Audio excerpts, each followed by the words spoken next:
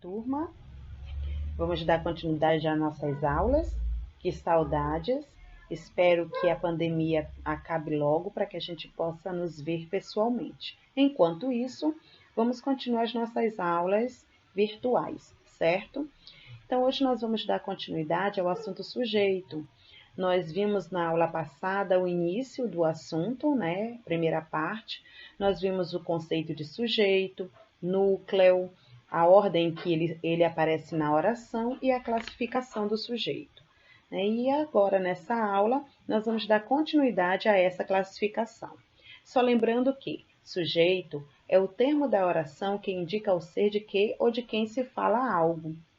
Se eu encontro o sujeito da oração, eu tenho depois o predicado. Como é que eu tenho que encontrar o sujeito da oração se eu tiver dúvidas? Lembra do que eu falei para vocês?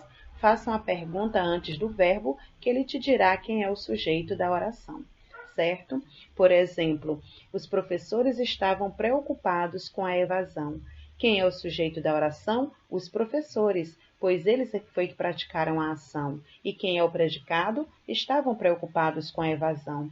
Se eu tiver dúvida em encontrar o sujeito da oração, eu pergunto ao verbo. Quem estava preocupado com a evasão?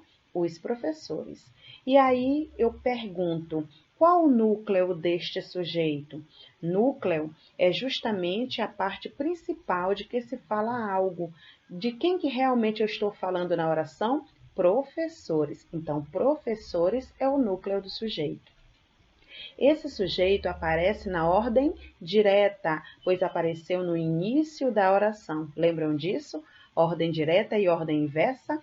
Ordem direta, quando o sujeito aparece no início da oração. Ordem inversa, quando o sujeito aparece no meio ou no final da oração. E aí nós vimos também as classificações, né, do sujeito determinado. Sujeito simples, sujeito composto, sujeito desinencial, que pode ser chamado também de oculto ou implícito. Sujeito simples é aquele que possui apenas um núcleo. Sujeito composto é aquele que possui 2 ou mais núcleos. Sujeito implícito, oculto ou desinencial, como você achar melhor falar, ele está presente na oração, mas está escondido. Se eu fizer a pergunta ao verbo, ele vai me dizer quem é esse sujeito, que pode ser representado pelos pronomes eu ou nós, ok? Então, nós vamos agora dar continuidade a essa classificação. Nós vamos ver agora o que é um sujeito indeterminado e quando é que eu não tenho sujeito, como é que é chamado, tá bom? Então, vamos lá. Sujeito indeterminado. Sujeito indeterminado é quando não se pode determinar que elemento da oração funciona como sujeito. Ou seja, eu não sei quem é o sujeito da minha oração, eu não sei quem foi que praticou a ação. Mesmo que eu faça a pergunta antes do verbo, mas eu não vou encontrar na minha oração quem praticou essa ação, ou seja, quem é o sujeito da oração. Por exemplo, pegar o meu lápis, professor. Se eu chegar para o professor e falar, pegar o meu lápis, professor, mas eu não sei quem foi que pegou, então eu não sei quem é o sujeito da oração, eu não sei quem foi que praticou a ação de pegar o meu lápis, tá? Então, o sujeito indeterminado, ele sempre vem representado pelo ponto de interrogação, porque é um questionamento. Eu não sei quem foi que praticou a ação, então por isso é que vem representado por esse ponto. Mesmo eu fazendo a pergunta ao verbo, mas eu não encontro o sujeito da oração. Observação. Nessa oração, não dá para identificar sobre quem o predicado está dizendo algo. Aí eu coloquei aqui sujeito, ponto de interrogação, sujeito indeterminado, porque eu não sei quem foi que praticou a ação, eu não sei quem é o sujeito da oração. E predicado, pegar o meu lápis, professor, é toda a frase. Quando eu tenho um sujeito indeterminado, eu tenho toda a frase como predicado, ok? Aqui nós temos uma outra observação. Para classificar o sujeito em sujeito indeterminado, o verbo deve se encontrar na terceira pessoa do plural ou na terceira pessoa do singular, acompanhado do pronome si. Então, quando eu tenho uma oração em que eu não sei quem foi que praticou a ação, eu não sei quem foi o sujeito da oração, e esta oração iniciar com o verbo ou na terceira pessoa do plural ou na terceira pessoa do singular acompanhado do pronome si, eu tenho um sujeito indeterminado. E aí eu coloquei para vocês o exemplo do slide passado. Pegaram meu lápis, professor. Eu não sei quem foi que pegou meu lápis, eu não sei quem foi o autor dessa ação, e a minha oração iniciou com o verbo pegar na terceira pessoa do plural. Então, se eu não sei quem foi o sujeito da ação, eu não sei quem foi que praticou a ação, e o meu verbo iniciou com este verbo na terceira pessoa do plural, então eu tenho um sujeito indeterminado. Como? Pegar o meu lápis, professor. O verbo pegar, só que na terceira pessoa do plural. Pegaram. Pode ser pegaram, pode ser nadaram, comeram, dormiram, estudaram. Se por acaso esses verbos que estão na terceira pessoa do plural, eles iniciarem a frase e eu não souber quem é o sujeito da oração, então eu tenho um sujeito indeterminado. Outro exemplo, precisa-se de carpinteiros. Eu não sei quem é que precisa de carpinteiros, eu não sei quem é o sujeito dessa oração. E a minha oração iniciou com o verbo precisar, só que na terceira pessoa do singular, acompanhado do pronome se. Então eu tenho um sujeito indeterminado. Precisa-se de carpinteiros, verbo precisar na terceira pessoa do singular, acompanhado do pronome se. Então, observem, se eu tenho uma oração, eu não sei quem é o autor da ação, eu não sei quem é o sujeito da oração, e essa mesma oração iniciar com o verbo ou na terceira pessoa do plural ou na terceira pessoa do singular, acompanhado do pronome se, então eu tenho um sujeito indeterminado. Aqui nós temos mais dois exemplos de sujeito indeterminado. Roubaram minha casa e come-se muito durante a noite. Aqui na frase roubaram minha casa, eu não sei quem foi que fez a ação. Eu não sei quem foi que praticou a ação de roubar minha casa. E a minha oração iniciou com o verbo na terceira pessoa do plural. Então eu tenho sujeito indeterminado. Quando vocês forem classificar o sujeito, não esqueçam de colocar o ponto de interrogação, que é o símbolo, ou seja, é a representação do sujeito indeterminado. Quem é o predicado da oração? Roubaram minha casa. Como eu falei para vocês, se eu tenho um sujeito indeterminado, toda a oração é predicado. E o verbo roubaram está na terceira pessoa do plural, certo? Vamos agora para o segundo exemplo. Come-se muito durante a noite. Observem que eu não sei quem faz, quem é que pratica essa ação.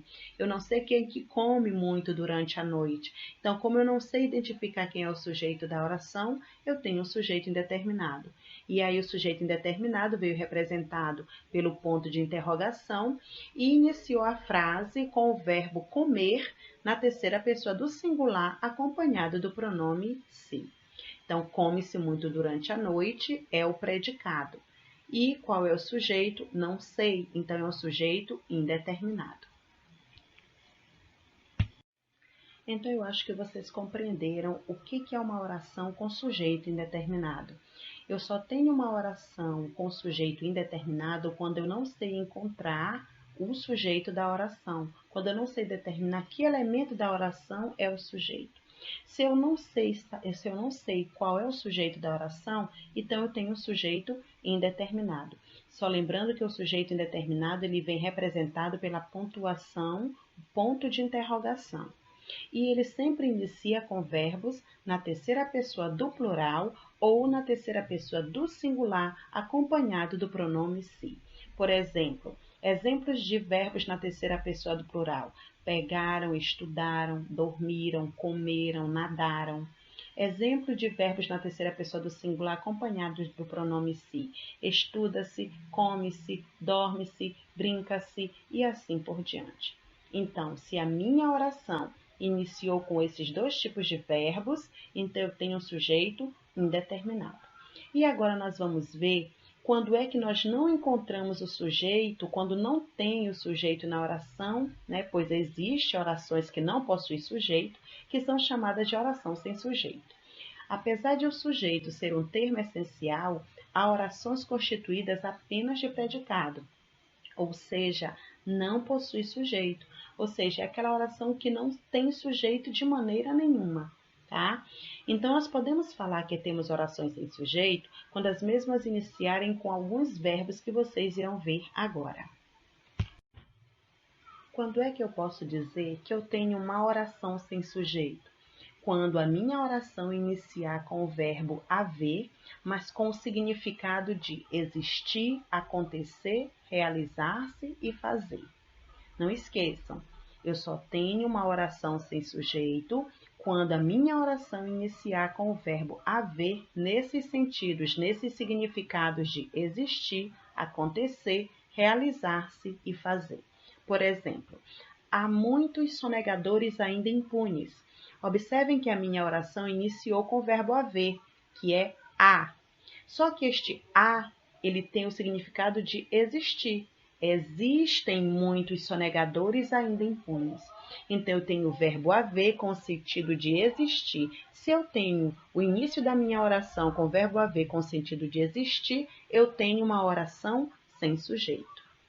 Outro exemplo, houve algum problema com você? É uma pergunta. Observe que a minha oração iniciou com o verbo haver, houve, mas com que significado? Aconteceu. Eu posso substituir. Aconteceu algum problema com você? Então, quando o verbo haver tem o sentido, o significado de acontecer, eu tenho uma oração sem sujeito. Houve uma grande festa na cidade. Observem que a minha oração iniciou com o verbo haver, houve, mas com o significado de realizou-se. Realizou-se uma grande festa na cidade. Então, turma, essas orações, elas iniciam com o verbo haver, com os significados de existir, acontecer, realizar-se. E tem mais um exemplo no outro slide de fazer. Então, quando as minhas orações iniciar com esse verbo haver, com esses significados, eu tenho uma oração sem sujeito. Olha o outro exemplo do verbo haver. Há muitos anos que eu não a vejo. Observe que a minha oração iniciou com o verbo haver, há, mas com o significado de fazer, faz. Então, faz muitos anos que eu não a vejo. Então, aí eu tenho uma oração sem sujeito. Além de eu ter uma oração sem sujeito, quando a minha oração iniciar com o verbo haver nesses sentidos, eu tenho também uma oração sem sujeito quando a minha oração inicia com outros tipos de verbos, como fazer, ser e estar. Mas esse fazer, ser e estar, quando indica um tempo transcorrido, ou seja, uma passagem de tempo, um tempo que está correndo, ou tempo relativo a fenômenos da natureza, algo que está acontecendo na natureza.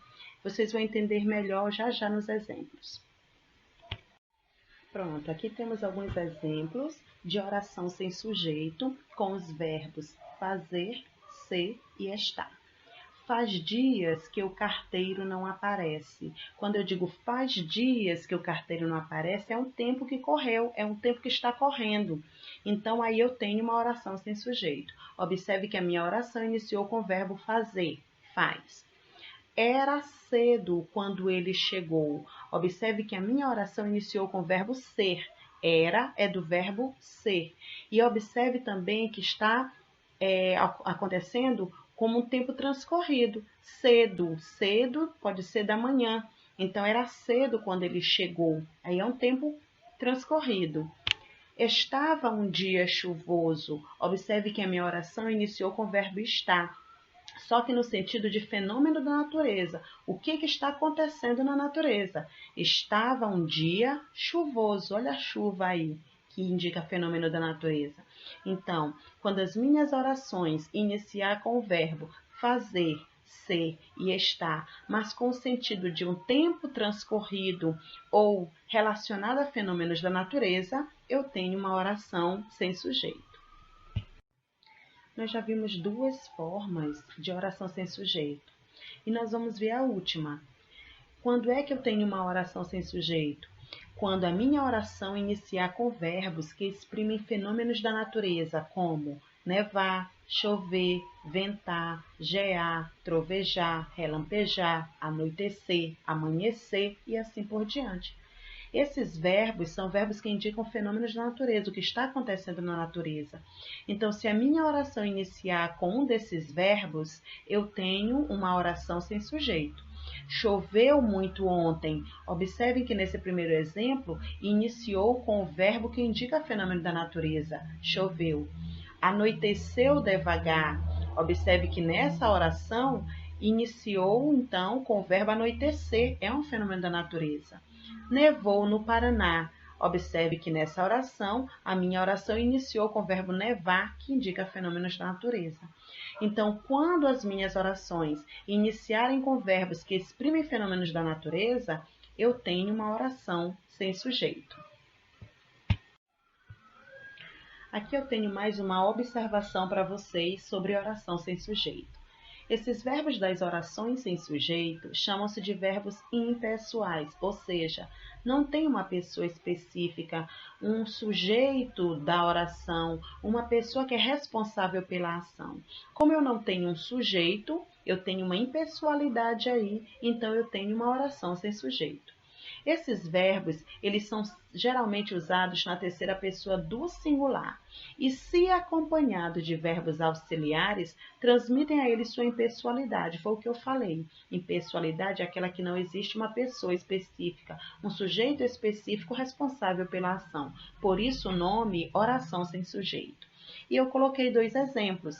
Faz 5 anos que me formei. Observem que a minha oração iniciou com o verbo fazer no sentido de tempo transcorrido. Olha o tempo que transcorreu aí, 5 anos. Então, eu tenho uma oração sem sujeito aí. E no próximo exemplo, eu coloquei o mesmo exemplo, só que eu transformei o verbo em locução verbal. O que é uma locução verbal? É quando nós temos 2 verbos juntos que têm o mesmo sentido, só que um ajudando o outro. No caso do verbo vai, que é do verbo ir, eu tenho aí um verbo auxiliar e fazer o verbo principal. Então, quando eu tiver uma locução verbal que também tiver o sentido de um tempo transcorrido, no caso de vai fazer, eu tenho uma oração sem sujeito. Então, turminha, eu acho que vocês entenderam esse assunto, né? Só relembrando que sujeito indeterminado é aquele que nós não podemos determinar qual elemento da oração é o sujeito. Nós não sabemos quem é o sujeito que praticou a ação e ele sempre vem representado pelo ponto de interrogação, e esta oração do sujeito indeterminado sempre inicia-se com verbo na terceira pessoa do plural ou na terceira pessoa do singular, acompanhado do pronome si. E nós temos aqui a nossa oração sem sujeito. As orações sem sujeito são aquelas orações que não possuem sujeito, e elas sempre iniciam com alguns verbos, como o verbo haver, no sentido de existir, acontecer, realizar-se, fazer, ou pode iniciar com verbos fazer, ser e estar, mas no sentido de um tempo transcorrido ou referente a fenômenos da natureza. E nós podemos também dizer que temos uma oração sem sujeito quando a minha oração iniciar com verbos que exprimem fenômenos da natureza, como nevar, gear, chover, ventar e assim por diante. E aqui nós finalizamos o nosso assunto, né? Estudem, prestem bem atenção, façam as suas anotações, escutem as minhas explicações. Se por acaso vocês não entenderem, repitam novamente a explicação, né? O áudio da explicação para vocês poderem entender melhor. E na próxima aula, na próxima segunda-feira, eu farei a atividade desse assunto que nós finalizamos, ok? Então, boa sorte a todos, estudem, estamos juntos, mesmo longe, mas estamos juntos, ok? Tchau, tchau, até a próxima aula.